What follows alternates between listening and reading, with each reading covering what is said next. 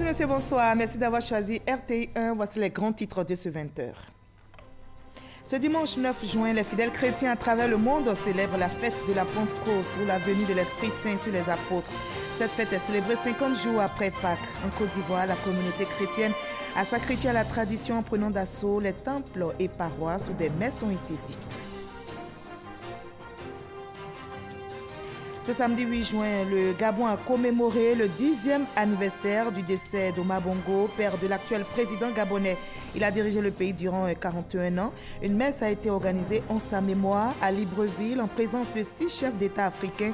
Le ministre d'État, Ahmed Bakayoko, y a assisté au nom du président de la République, Alassane Ouattara.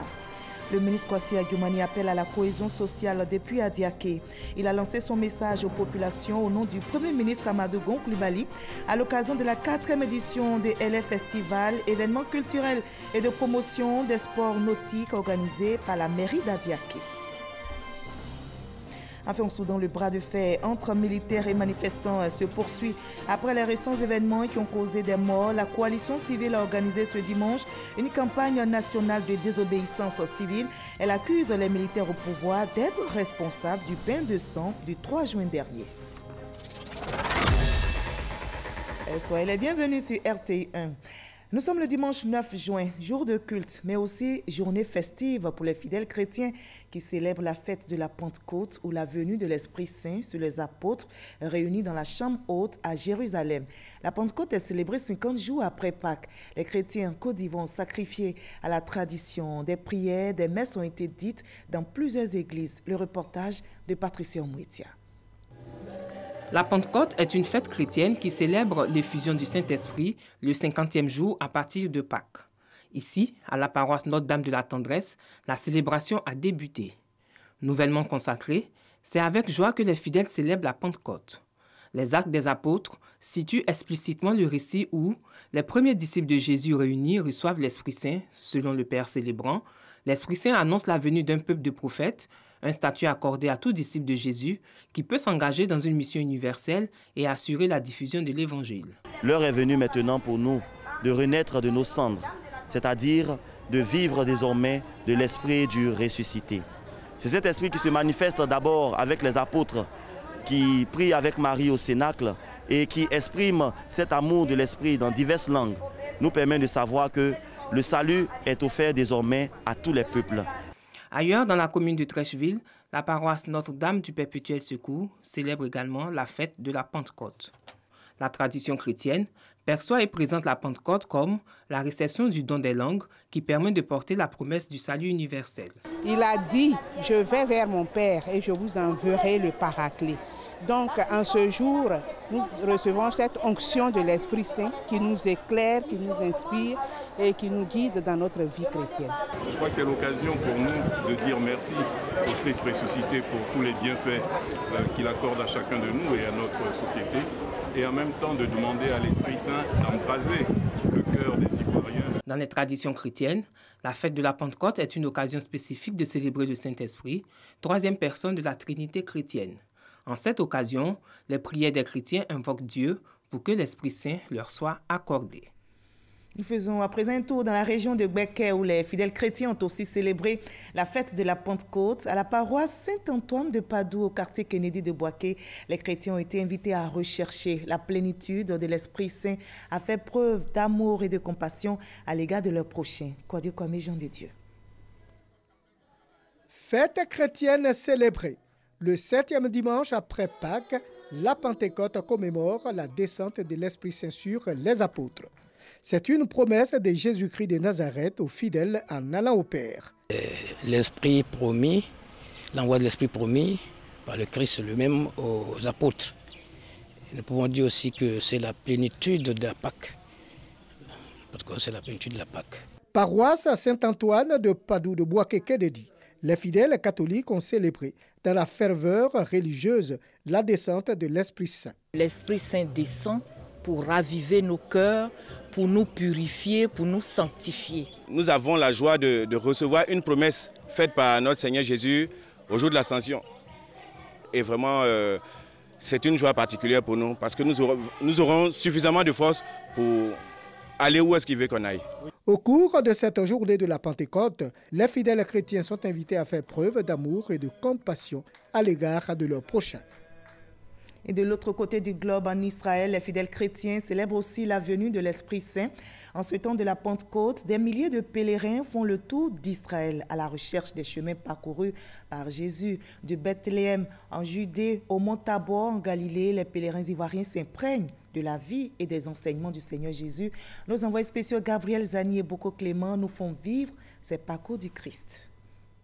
C'est par cette petite porte que l'on accède à l'intérieur de l'église de la Nativité et au lieu de la mangeoire. Des Asiatiques, Américains et Africains franchissent cette porte chaque jour pour voir le lieu de la naissance de Jésus et la mangeoire. C'est hautement spirituel et cela nous permet de découvrir l'Antiquité, l'histoire de l'église par-delà, et c'est un plaisir pour moi de découvrir ce lieu. La naissance de Jésus représente pour moi une grâce particulière, parce que pour moi, il est venu nous sauver, il est mort pour l'humanité entière. L'église de la Nativité à Bethléem concentre l'attention de la plupart des pèlerins car pour eux, tout commence par la naissance et avec elle, la mission de Jésus. Une mission qui entre dans sa phase opérationnelle ici, sur le mont Tabor, à plus de 200 km de Bethléem. Quasiment tous les jours, des centaines de chrétiens se rassemblent au pied de ce mont, le lieu de la transfiguration de Jésus, avec l'idée de monter au sommet de la montagne la plus culminante de la région. Il était rentré de plein pied dans son ministère, mais à partir de la transfiguration, la divinité de Christ a commencé à se révéler au monde. Alors il est important pour moi aujourd'hui de venir à ce lieu et vivre la réalité des évangiles. C'est venir pour chercher la transformation profonde pour un enfant de Dieu, pour un serviteur de Dieu. Venir pour que le ministère soit révolutionné. C'est un tournant décisif de la mission de Jésus, comme l'explique ce guide. À la transfiguration, c'est le mont où il a changé. Il a changé de sa mission purement terrestre à la mission spirituelle qu'il fallait accomplir parce qu'il était venu sur terre pour annuler le péché originel et qui devait se faire par le sacrifice. Après Nazareth, Galilée et Bethléem, c'est la ville de Jérusalem qui sera la prochaine étape du parcours de ces pèlerins. Et Jésus a promis la descente du Saint-Esprit. La fête de la Pentecôte se poursuit en Côte d'Ivoire. Demain, lundi 10 juin, lundi de Pentecôte est déclaré jour férié, chômé et payé sur l'ensemble du territoire ivoirien. Bonne fête à tous les chrétiens qui nous regardent à travers le monde. Nous partons maintenant pour le Gabon qui vient de commémorer le 10e anniversaire du décès d'Omar Bongo, père de l'actuel président gabonais. Il a dirigé le pays durant 41 ans, c'est-à-dire de 1968 à 2009. Une messe a été organisée en sa mémoire au palais présidentiel à Libreville en présence de 6 chefs d'État africains.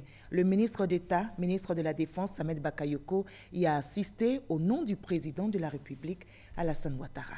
Issa Tchonayeo. Le ministre d'État, ministre de la Défense, Ahmed Bakayoko au Gabon, pour représenter le président de la République, Alassane Ouattara, à la commémoration des 10 ans, marquant le rappel à Dieu de El Hadj Omar Bongo Ondimba, président de la République gabonaise de 1968 à 2009. Une commémoration marquée par plusieurs activités en son honneur, notamment une messe de requiem au palais présidentiel, en présence de plusieurs chefs d'État africains, qui ont tenu à rendre hommage à celui qui a participé à la résolution de nombreux conflits faisant de lui le médiateur de la région. Cette commémoration avait pour but de revivre l'homme, surtout les temps forts de sa vie, et partager ses valeurs, à savoir la paix, la culture, la science et la protection de l'environnement, ainsi que l'héritage qu'il a transmis. Les guides religieux ont, à cette messe, invité le peuple gabonais à s'inspirer du modèle qu'il a été pour leur pays, puis à valoriser ses œuvres. Ahmed Bakayoko, représentant le chef de l'État ivoirien, a pris part à toutes les activités de cette commémoration. Cet anniversaire vise à instaurer dans la conscience collective que le mois de juin est le mois de célébration de la mémoire de Omar Bongo Ondimba. Et loin du Gabon, ici en Côte d'Ivoire, le ministre Kobena Kwasi Ayoumani appelle à la cohésion sociale depuis Adiaké. Il a lancé son message aux populations au nom du Premier ministre Amadou Gon Coulibaly qu'il représentait à la 4e édition du LF Festival, événement culturel et de promotion des sports nautiques organisé par le maire d'Adiaké. Des athlètes venus de toute la région du Sud Comoé et de l'extérieur ont pris part aux festivités marquées notamment par des courses de pirogues. Je vous propose un extrait de l'intervention du ministre Kwasi Ayoumani appelant au rassemblement et à l'unité. Ne faites pas comme ces hommes politiques qui, après avoir pratiqué la politique ivoiritaire, décident aujourd'hui de s'engager dans la guerre foncière en exposant les communautés et les étrangers à la vindicte populaire des autochtones qui ont toujours vécu en parfaite harmonie avec leurs autres frères et sœurs, dont certains sont venus des autres régions de la Côte d'Ivoire et d'autres des pays frères. C'est le grand message que je lance à partir d'Adiaké. La ministre Anne-Désirée Ouloto sera bientôt en tournée dans le pays pour parler de paix, précisément au peuple oué. L'information a été donnée lors de la cérémonie d'intronisation du chef central des ressortissants oué vivant à San Pedro. L'émissaire du gouvernement envisage de parcourir plusieurs localités pour prôner la paix et le pardon. Sam Kona. La ministre Anne-Désirée Ouloto prône la paix auprès de ses parents oué. À l'occasion de l'intronisation du chef central de oué, des régions du Guémon et du Cavali, résidant à San Pedro. La présidente du conseil régional du Cavali a invité les fils et filles de l'ouest de la Côte d'Ivoire à tourner définitivement dos à la guerre. Pour Anne-Désirée Ouloto, il faut éviter à l'ouest de revivre les événements de 2010 lors des présidentielles de 2020. Nous sommes d'accord pour dire que nous ne voulons plus de pleurs, de tristesse. Nous ne voulons plus de situations dramatiques dans nos deux régions. Nous ne voulons plus que nos jeunes soient assimilés à des personnes qui prennent des armes. Nous ne voulons plus que nos jeunes soient instrumentalisés. Nous ne voulons plus qu'il y ait des maisons qui brûlent pendant une élection dans notre région. Nous voulons que nos populations puissent bénéficier du programme social du gouvernement, que nos populations, notamment les jeunes, puissent bénéficier des milliers d'emplois qui seront mis à la disposition de la jeunesse de Côte d'Ivoire. Nous voulons que nos deux régions, à cause de notre engagement pour la paix, profitent des investissements en matière d'infrastructures, de routes, de ponts, d'écoles, etc. Nous voulons le meilleur pour nos régions. Et alors, nous devons travailler pour la paix, parler de paix, être des messagers de paix, des ouvriers pour la paix. Après la cérémonie d'intronisation, la ministre Anne-Désirée Ouloto a eu une rencontre dans un hôtel de San Pedro avec tous les chefs venus de l'Ouest pour parler une fois de plus de paix. Elle les a d'ailleurs chargés d'être des relais auprès des populations. C'est un très bon conseil qu'elle nous a donné. Le passé, c'est le passé. Nous voulons vivre maintenant le présent. Nous voulons aller de l'avant. Nous ne voulons plus revenir en arrière. Donc, la réconciliation, la paix, c'est tout ce que nous voulons. Anne-Désirée Ouloto n'entend pas s'arrêter là. Elle va entreprendre une tournée nationale pour parler de paix à tous les ressortissants oué vivant dans les autres régions du pays. Le peuple Yoolais dans la région de la Maraoué est aussi sensibilisé à la paix et à la cohésion sociale. Le ministre de l'Équipement et de l'Entretien routier Amédée Kofi Kwaku, à la tête d'une délégation, a appelé les populations au rassemblement lors de la cérémonie d'hommage organisée en l'honneur du président de la République, Alassane Ouattara. Le peuple Yoolais est reconnaissant au chef de l'État pour ses actions de développement dans leur localité, comme nous l'explique Charles Tatou. Liberté et démocratie pour la République. Cette formation politique, membre désormais du RHDP, joue sa partition pour l'implantation de ce parti dans la région de la Maraoué. Une cérémonie d'hommage au chef de l'État Alassane Ouattara à son actif marque son passage dans le Yoolais. Nous sommes venus dans le Yoolais pour venir parler aux populations du Yoolais, pour leur dire que l'avenir de la Côte d'Ivoire se trouve au RHDP. et qu'il faut épouser, n'est-ce pas, ces idées. Nous sommes là pour soutenir le président de la République parce que les actions menées dans le département de la Maraoué nous ici aident. Les cadres du RHDP de la région n'ont pas boudé cette cérémonie d'hommage au chef de l'État qui a marqué la mobilisation des populations des 33 villages Yawlé, fortement impliqués dans l'organisation. Le porte-parole des cadres a témoigné la reconnaissance du peuple Yawlé au président de la République pour toutes les réalisations qui ont été faites en faveur du développement de leur région. Monsieur le ministre, votre présence effective parmi nous nous réconforte et nous donne de l'espoir, car elle traduit la volonté affichée du président Alassane Ouattara et du Premier ministre Amadou Gon Coulibaly d'accorder une attention particulière au peuple Yawlé. Le Premier ministre Amadou Gon Coulibaly et la ministre Kandia Camara, respectivement haut patron et présidente de la cérémonie, tous deux se sont fait représenter par le ministre de l'Équipement et de l'Entretien routier. Amédée Kouakou est revenu sur la politique du président de la République Alassane Ouattara pour le bien-être des Ivoiriens, avant d'exhorter le peuple Yawlé à le soutenir et à adhérer massivement au RHDP, gage de la paix et la stabilité. On rend hommage à quelqu'un parce que la personne travaille pour vous. Si je prends ici à Boisflé, le pont de Boisflé a été construit par qui? Par le président Alassane Ouattara.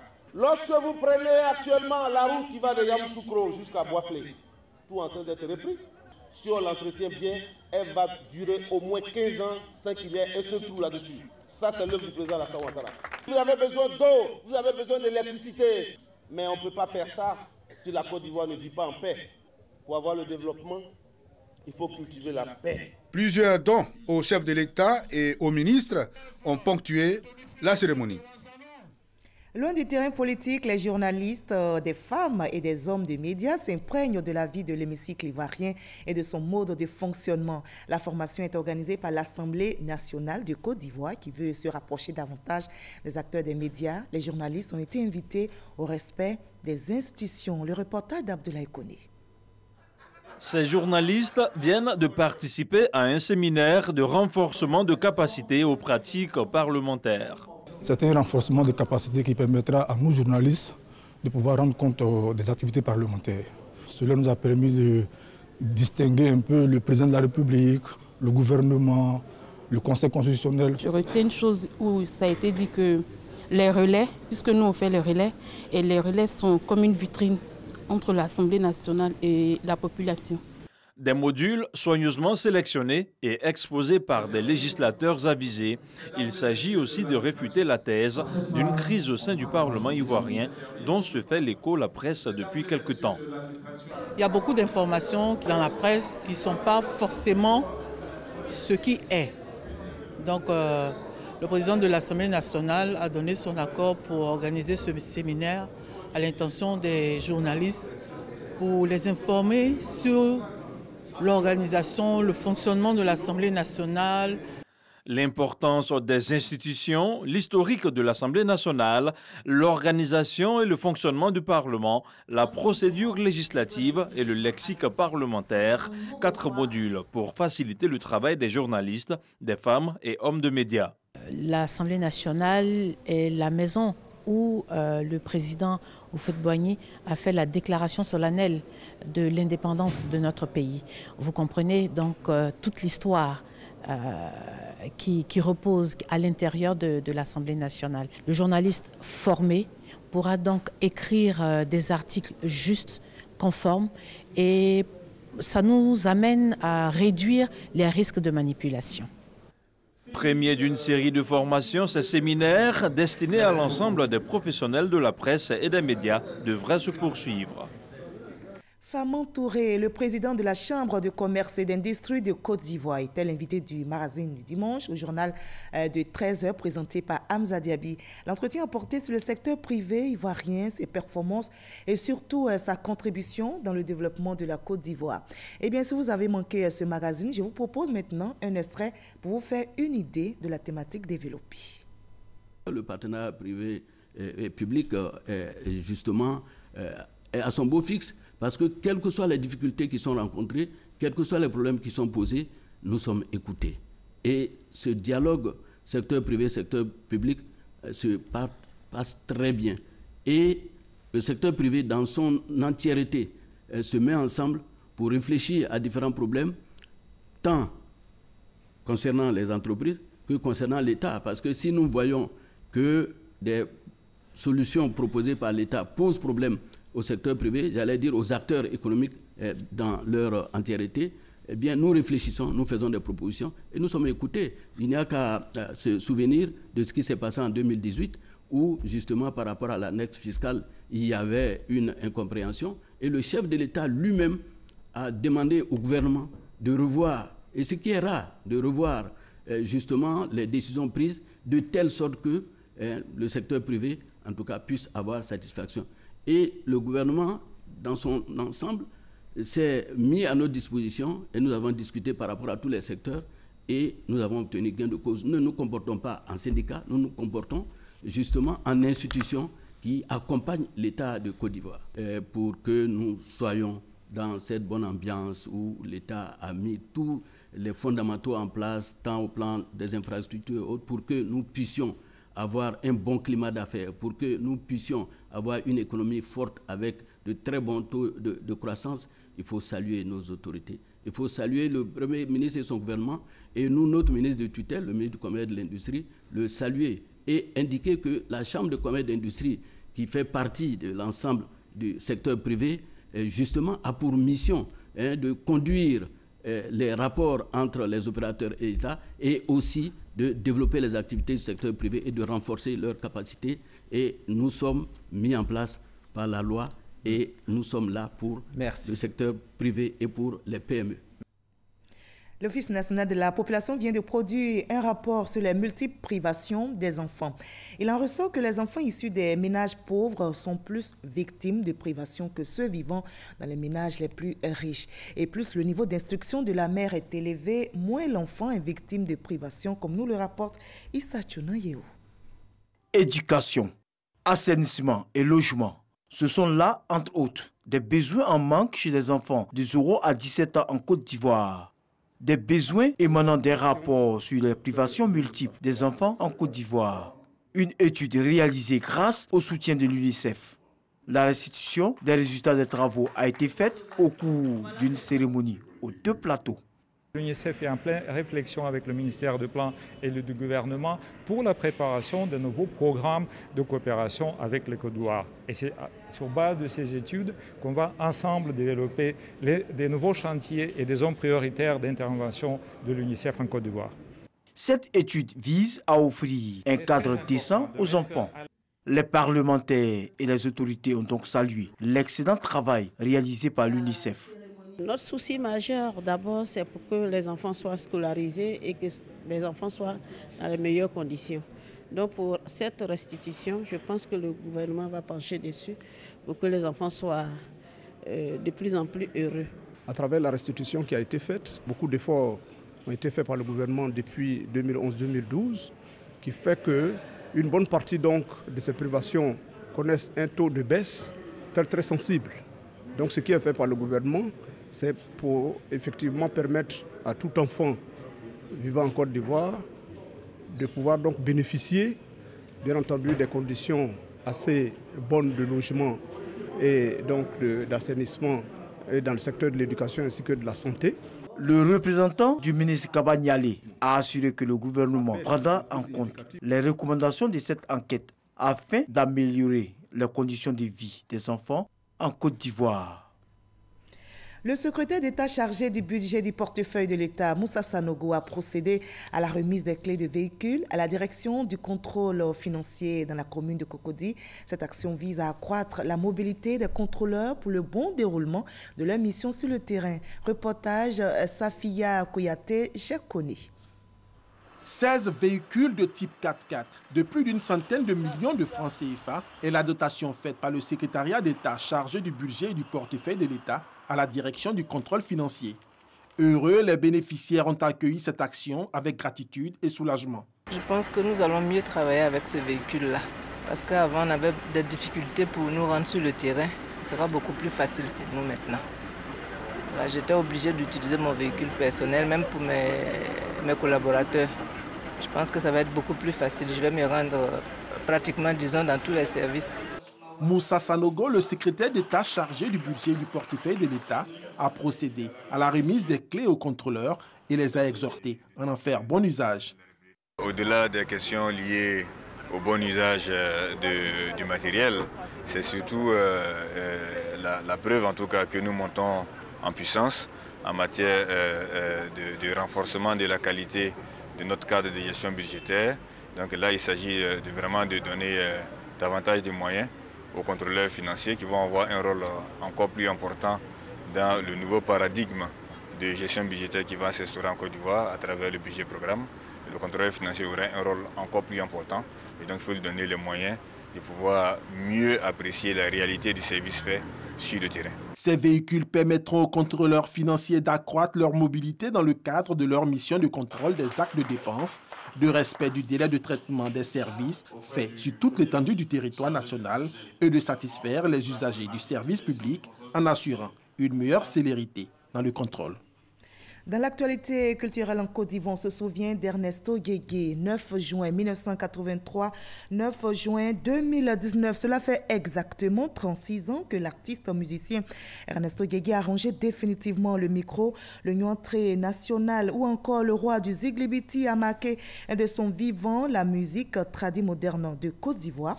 Et plus de 30 ans après son décès, sa musique continue de faire des émules.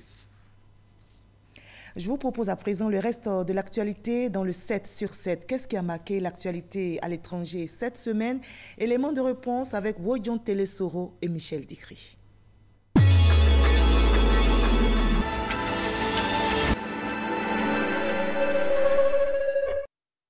En Algérie, le Conseil constitutionnel a annoncé l'annulation de l'élection présidentielle prévue le 4 juillet prochain. Le pays entre donc dans une période de vide constitutionnel. Le scrutin devrait permettre de désigner un successeur à Abdelaziz Bouteflika. La période d'intérim arrivera à sa fin début juillet. Les derniers bulletins du ministère de la Santé de la République démocratique du Congo font état de plus de 2000 personnes atteintes du virus Ebola et 1346 sont décédées. Néanmoins, des progrès ont été réalisés avec la maîtrise de l'épidémie dans certaines provinces. Selon un nouveau rapport, la faim est facteur du décès de la moitié d'enfants sur le continent. Les chercheurs attribuent ce fait alarmant à la politique. Un enfant sur 3 en Afrique souffre d'un retard de croissance avec 60 millions des enfants privés de nourriture.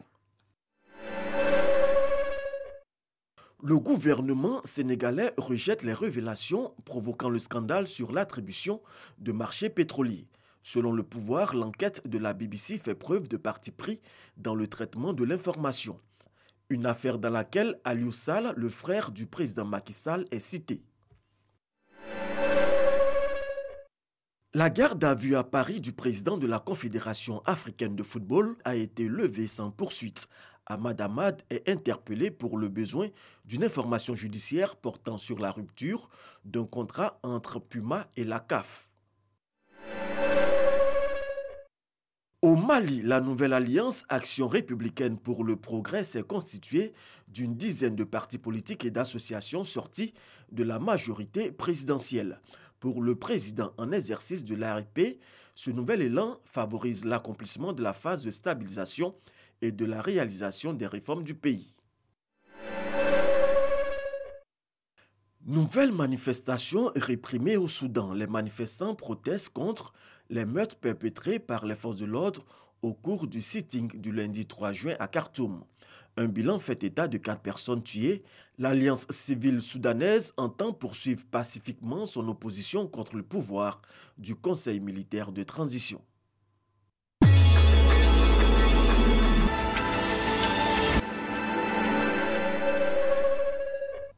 Voilà, et ainsi va le monde. Je rappelle que la fête de la Pentecôte se poursuit en Côte d'Ivoire demain lundi 10 juin. Lundi de Pentecôte est déclaré jour férié, chômé, payé sur l'ensemble du territoire. Bonne fête à tous les chrétiens qui nous regardent à travers le monde. Ce journal est terminé à 23h. Retrouvez Kolo Koulibaly. Moi, je vous dis à demain 20h.